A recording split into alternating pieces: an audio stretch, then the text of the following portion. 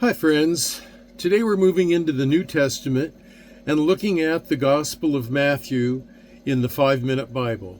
The year is 2024. This is the Jan Hus Institute of Biblical Studies. I'm your old pal PapaDale, and I'm a retired pastor, teacher, theologian, and professor with over 50 years of service to the Lord Jesus Christ. If you want to know more about me, there are other videos on this playlist, but for now, let's go.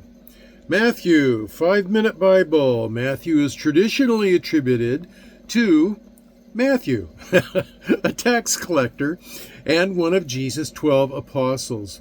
It begins with a detailed genealogy that traces Jesus' lineage to Abraham and David, underscoring his royal and messianic credentials.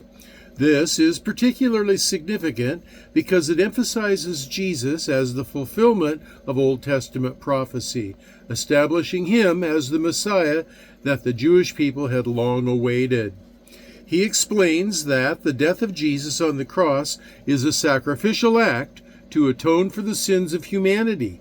In Matthew 26:28, he highlights Jesus' blood being poured out for many for the forgiveness of sins, indicating that Jesus' sacrifice offers a pathway to reconciliation with God.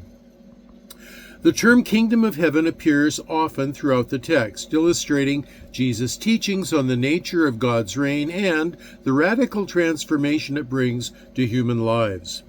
Matthew presents a clear picture of how this kingdom operates, focusing on ethics and moral living in line with kingdom values, which are encapsulated in the Sermon on the Mount, Matthew 5-7.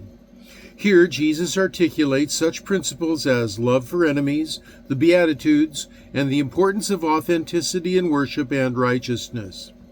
Some make an issue of Matthew's exclusive use of the phrase kingdom of heaven, rather than kingdom of God used by other gospel writers. The traditional evangelical understanding is that there is no difference. Matthew uses heaven as a literary device, a metonymy, to avoid saying God. This was common among first-century Jews to circumvent breaking the third commandment. Matthew highlights Jesus' authority and divinity through his miracles and teachings. He recounts numerous miracles, including healings, exorcisms, and nature miracles, demonstrating Jesus' divine power and compassion.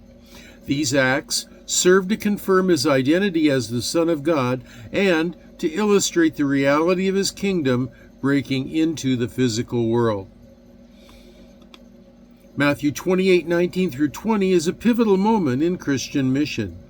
After his resurrection, Jesus commands his followers to make disciples of all nations, baptizing them and teaching them to obey his commands.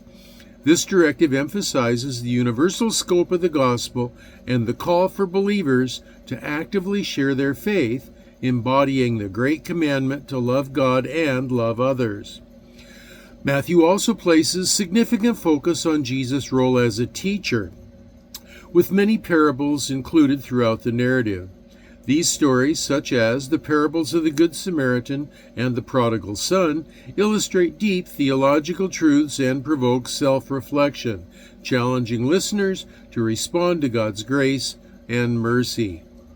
Additionally, the gospel addresses the tensions between Jesus and the religious leaders of the time, providing a prophetic critique of hypocrisy and legalism. This tension culminates in the Passion narrative, which highlights Jesus' trial, crucifixion, and triumphant resurrection, central to evangelical beliefs about salvation. His sacrifice is seen as the ultimate act of love, providing redemption and reconciliation between God and humanity. In summary, the Gospel of Matthew presents a comprehensive portrait of Jesus as the Messiah and the King, inviting readers into a transformative relationship with him. Its themes of the kingdom, discipleship, and fulfillment of prophecy continue to resonate within evangelical circles, inspiring followers of Christ to live out their faith in a way that reflects the teachings and love of Jesus. And so I'm your old pal, PapaDale, and this is the year 2024. The lecture you just watched is the Matthew lecture from the 5-Minute Bible for the Jan Hus Institute of Biblical Studies. And so until the next video, hopefully I'll make more. I plan to, Lord willing. So in the next video, until the next video, this is your old pal PapaDale signing off for now and saying, I will be praying for you, that you'll be well, and that you'll be blessed.